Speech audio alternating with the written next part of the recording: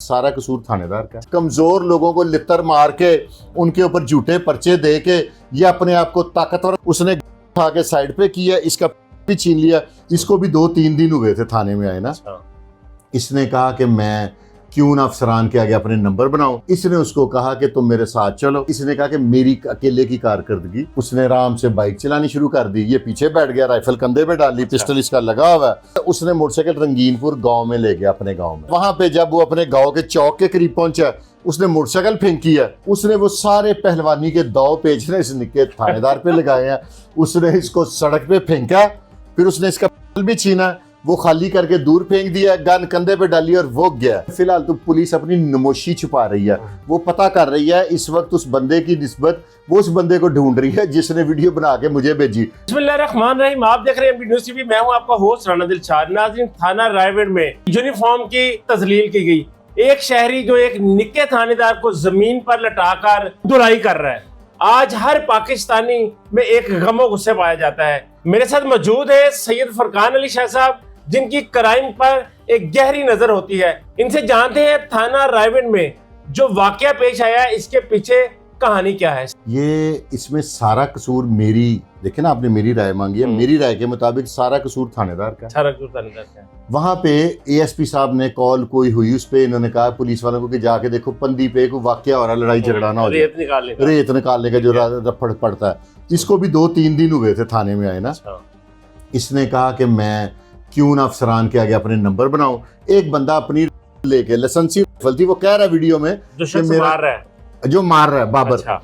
तो बेशक, लेकिन वो बंदा गलत था। लाइसेंसी राइफल को शारा आम पे आप लहरा तो नहीं ना सकते, वो कंधे पे डाल के फिर रहा। इसने उसको कहा कि तुम मेरे साथ चलो।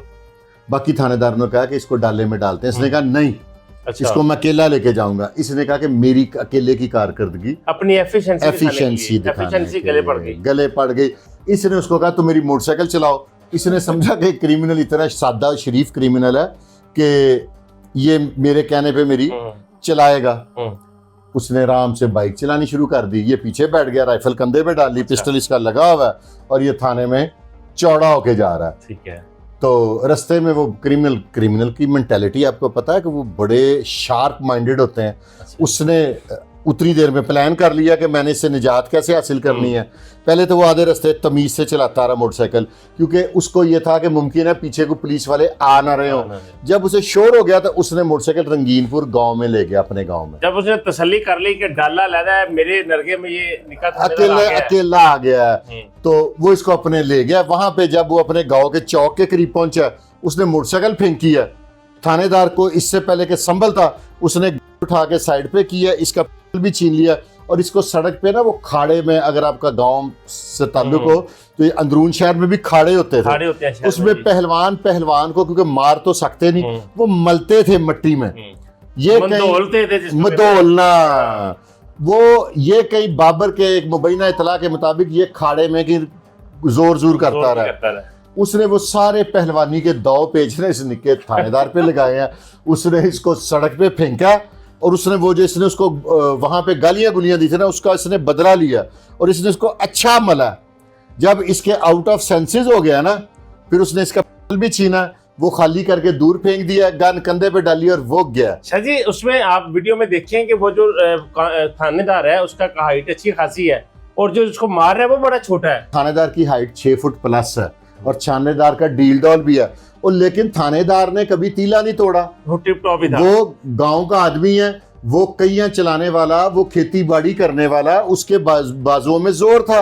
ये ओवर कॉन्फिडेंट था, इसका सारा जोर इसकी मूंछों और दाढ़ी पे था। ये बस घूरियां शुरियां डाल के कमजोर लोगों को लितर मार के उनके ऊपर झूठे पर्चे दे के ये अपने आप को ताकतवर समझता था। उसने इसको रियलाइज कराया कि नहीं, असल ताकतवर मैं हूं। सवा शेर भी बड़े सवा शेर। और ये पुलिस के डिपार्टमेंट के अफसरान के लिए एक लम्हा फिक्रिया, उन्हें इससे सबक लेना चाहिए।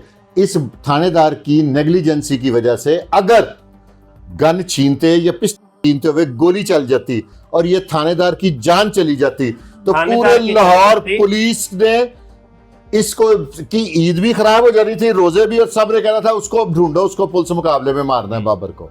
अच्छा, आपने बताया कि ये जो लड़का था ये क्रिमिनल है, क्या ये रिकॉर्ड याफ्ता है ये लड़का? पुलिस के मुताबिक रिकॉर्ड याफ्ता है नॉर्कोटिक्स का, मनशियात का। अच्छा, मंशियात बेचता है पुलिस के मुताबिक। अच्छा शाह जी, आपने देखा कि जिस तरह से उसको थानेदार को मारा उसने, घसीटा उसने, इसमें पुलिस में भी बड़ा गम गुस्सा होगा। उसके बाद पुलिस क्या कार्रवाई करती है? पुलिस कुछ नहीं, जो रूटीन की कार्रवाई है।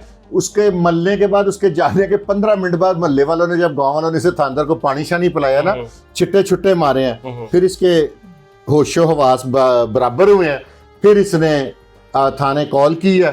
पहले तो इसे एक मुबैना इतला के मुताबिक थाने का नंबर नहीं मिल रहा था। अच्छा। इतना आउट ऑफ सेंसेस था। फिर इसने पहले 15 के की है, फिर इसके थाने से खुद कॉल आई है, फिर इसने फोर्स मंगवाई है, और वही जो एक रवायती अंदाज है, उनके दरवाजे तोड़ दिए, उनकी खिड़कियां तोड़ दी, घर का फर्नीचर तोड़ दिया। अपना गुस्सा उसके, जो उसने इसको सड़क पे मला ना, उसका गुस्सा उसके घर के फर्नीचर पे निकाल दिया। आज पुलिस वाले को अपनी मदद के लिए पुलिस ही बुलानी पड़ गई। अच्छा, जब वो उसी रवायती तरीके से फिर उसके पास रेड होती है, उसके गिरफ्तारियां भी अमल में आती हैं? नहीं, कोई नहीं, कोई गिरफ्तारी अमल में। कारीगर लोग है, उनको नहीं पता, वो क्रिमिनल लोग हैं कि उन्होंने एक थानेदार को सड़क पे मला, तो अब वो उन्होंने घर बैठना था, वो सारे गायब हैं। सर जी, पुलिस ने उस बंदे को गिरफ्तार करने के लिए कोई हिकमत अमली अपनाई? उनके रिलेटिव में से किसी को गिरफ्तार किया? नहीं, अभी तक नहीं। एक मुबैना इतला के उसके गांव में से 1-2 लोगों को ले गए हैं, तो लेकिन फिलहाल तो पुलिस अपनी नमोशी छुपा रही है। वो पता कर रही है इस वक्त उस बंदे की निस्बत, वो उस बंदे को ढूंढ रही है जिसने वीडियो बना के मुझे भेजी, क्योंकि सबसे पहले मैंने ब्रेक की थी, किसी के पास ये वीडियो नहीं थी।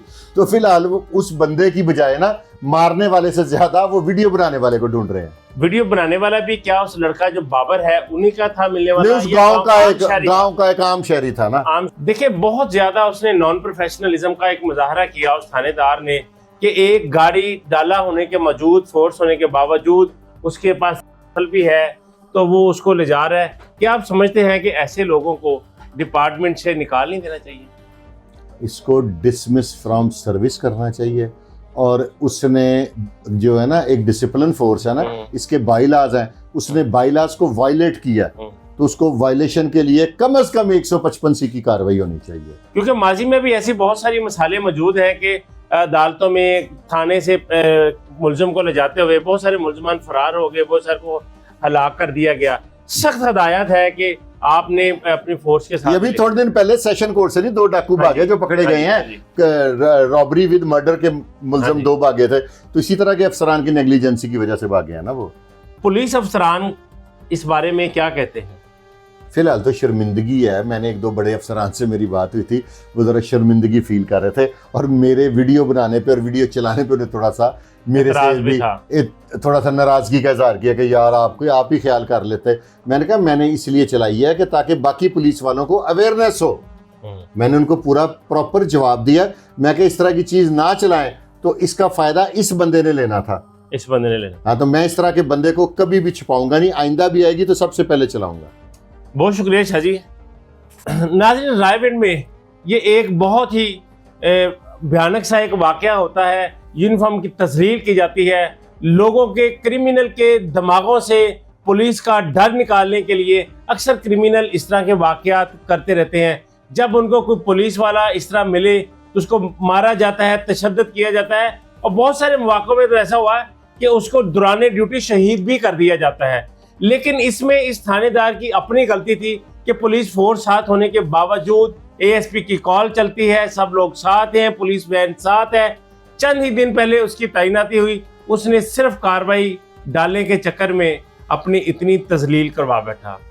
और मैं आईजी पंजाब डॉक्टर उस्मान अनवर साहब से, डीआईजी डॉक्टर फैसल साहब से ये मैं गुजारिश करूंगा कि इस बंदे के खिलाफ भी महकमाना कार्रवाई होनी चाहिए कि इस तरह के वाकयात की रोकथाम हो सके। नाज़रीन, ये वीडियो भी आपने देखी थानेदार वाली, और ये अफसोसनाक वाकया भी मैंने आपके साथ शेयर किया। अपनी राय का इजहार कमेंट बॉक्स में लाजमी कीजिएगा। इसी के साथ अपने मेज़बान राना दिलशाद को इजाज़त दीजिए। अल्लाह ने के बाद।